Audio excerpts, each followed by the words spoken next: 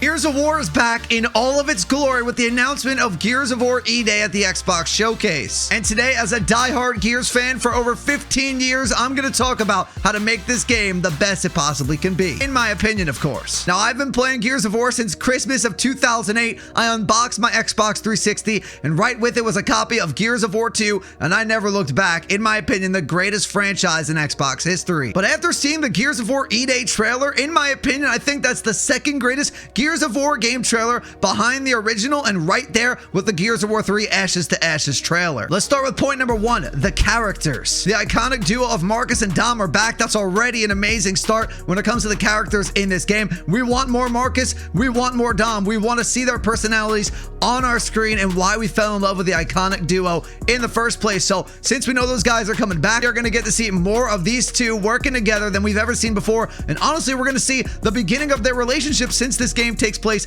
at EDAY before they fought the Locusts together for over 14 years and really made that bond. Now to point number two, and after seeing the trailer, I think they're going to hit on this one too, and that's going to be the setting. The original Gears game is known for being the darkest of any Gears game that we have seen, and since this game takes place before Gears of War 1, at the beginning of Emergence Day, you're going to have so many people that are dying to the Locust Horde. It has to be the most brutal, the darkest Gears game that we have seen of all time. Make the colors dark, make it gritty, make it seem like the world is about to go extinct. Do not go crazy with colors. Beautiful set pieces, make them beautiful by us seeing the darkness, the grittiness, and what made the original Gears so dark and inspirational. I have no doubt in my mind that the campaign is going to be exceptional. I am very excited for that. But after the campaign is done, I want to talk about the complementary modes, and most importantly, that's going to be multiplayer. I'm going to start with one important point from the multiplayer, and I hope that they're not going to do this. Do not make collaborations for the sake of making collaborations. I'm a wrestling fan. I love the New Day in wrestling. They do not need to be in Gears of War. The power of positivity did not need to be in Gears 5. Keep it brutal, keep it dark, keep it gritty. We want the characters in Gears of War that we know and love.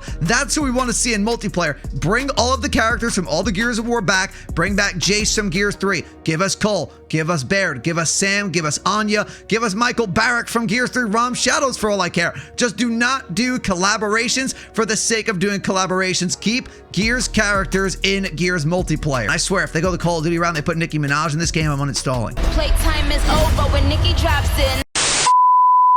I consider myself a well above average Gears of War player. I went to the Gears of War 4 Pro Circuit, been to multiple LAN events, played Gears 5 competitively, played a lot of Gears 3 game battles matches as well. So I know everything about the newer Gears games, but I've also played religiously Gears 2 and Gears 1, so I know every single type of multiplayer. So which way should we go? My opinion, if we're going back to EDAY, we should knock off majority of wall bouncing. That doesn't mean take it away completely, but there's no way we should be speed bouncing around the map. That is completely going to take away from the casual player that wants to get into Gears for the first time, for this being a prequel. If they load into a Gears of War game and they're seeing people wall bouncing back and forth like crazy, they're going to log out and think this franchise is not worth trying. You have to show respect to the other weapons. It cannot just be a Nasher fest. You have to include the Lancer. I know a lot of people will say it's cheesy to get Lancered, but you need to go ahead and let all the weapons be playable, because not everybody has the same playstyle as go out, wall bounce a bunch of times, get a bunch of shotgun kills, and just make it a wall bounce fest. So keep it team oriented, slow it down a little bit. Don't go with Gears 5, Gears 4, or even Gears 3.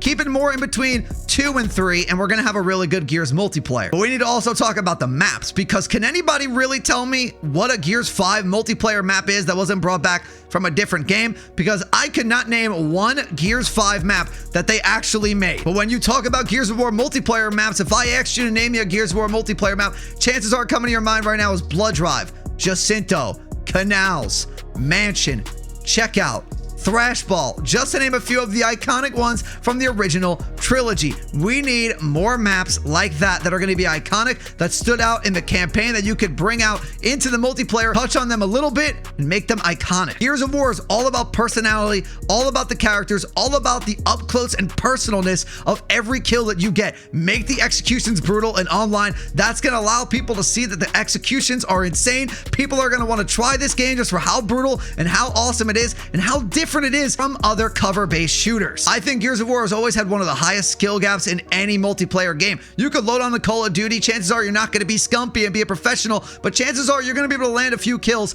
on even the best players you could find in any multiplayer lobby. But when it comes to Gears of War, if you don't know what you're doing, you're going to get exposed and you're going to get brutalized in multiplayer match after multiplayer match. So make those people learn if they want to get good. Don't make it simple for them. I want to talk about two more modes that probably should be in the game just because I like them in Gears of War 3, and even Gears of War Judgment had Overrun, which was pretty good too. But I think Horde and Beast mode are the only other two modes you really need in this game if you want it to be successful. And let's start with Horde mode. I loved Horde in Gears of War 2 and Gears of War 3. I never touched it in Gears of War 4 or Gears of War 5, so I could be wrong. You guys let me know in the comments down below. This is going to be a discussion. Feel free to make any point in the comment down below. If you don't agree with me, feel free to let me know in the comments as well. But Gears of War 3, I think, perfected Horde mode. It was a super replayable Horde where you had a little bit of fortifications, but it wasn't anything crazy, and the maps played it really well. So I think just bring Gears of War 3 Horde back, and we're going to be in for a good wave mode that you can play with your friends, super casual if you don't feel like jumping into multiplayer. Then I think they should bring back a mixture of Beast with a mixture of Overrun. That was a really good mode in Judgment where one team played as the Locust,